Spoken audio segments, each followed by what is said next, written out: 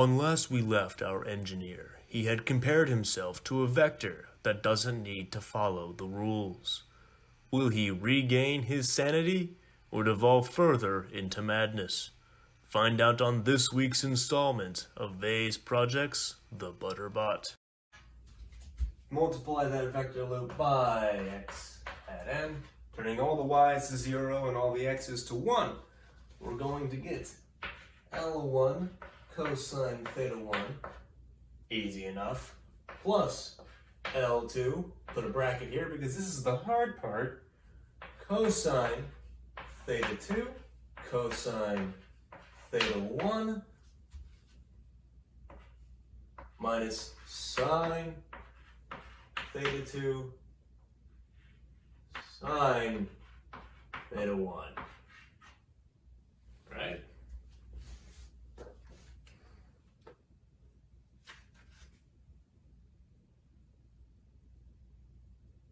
Right. All right. And then we're going to have tacked on to the end of this f. And that's equal to 0. And we dot everything by y hat n. We're going to get L1 sine theta 1 minus, we'll throw a plus on there, L2 and just put it there, minus sine theta 2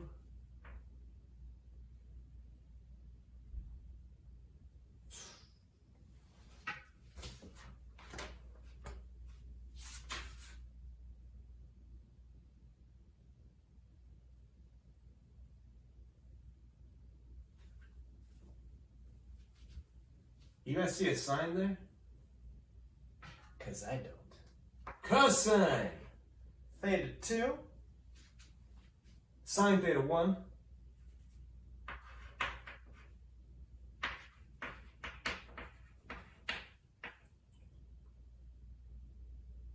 this is negative sine theta 2 cosine theta 1, and then this is minus e equal to 0.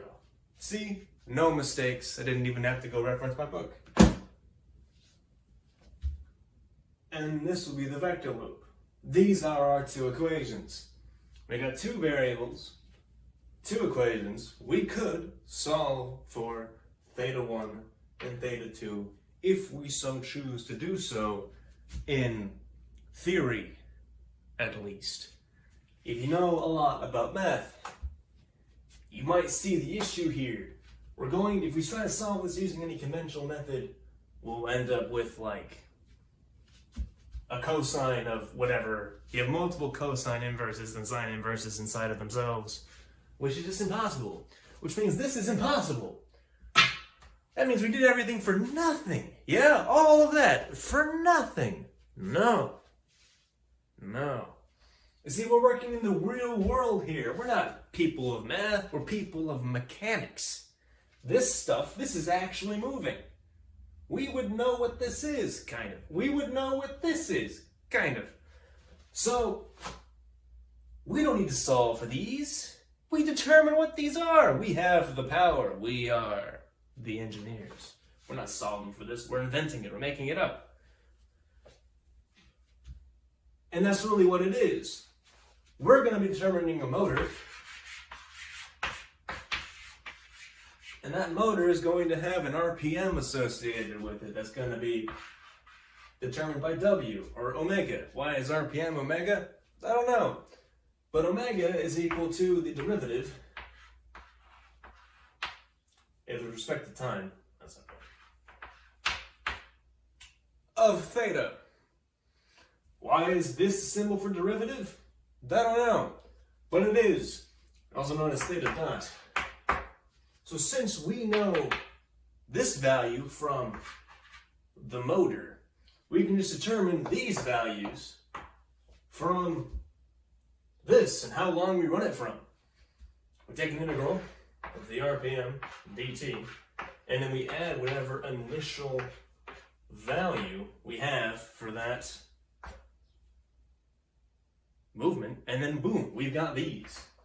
And then these will define each other.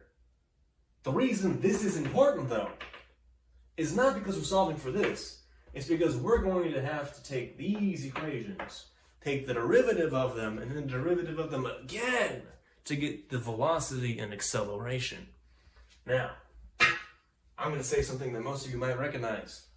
F equals ma. That's the equation for force. That's also some law by some guy that's pretty important. There's also another guy who's also pretty important who no one can pronounce his name. I'll write it out here.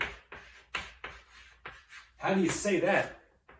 If you said Euler, leave. Euler. It's Euler. Why is it pronounced Euler? I don't know, but it is. I'm not a linguistics guy. Anyway, F equals ma. That a is acceleration, that m is mass. And from that, we can get the really important part, which is torque. How much it bends. And without torque, we're not going to be able to do anything.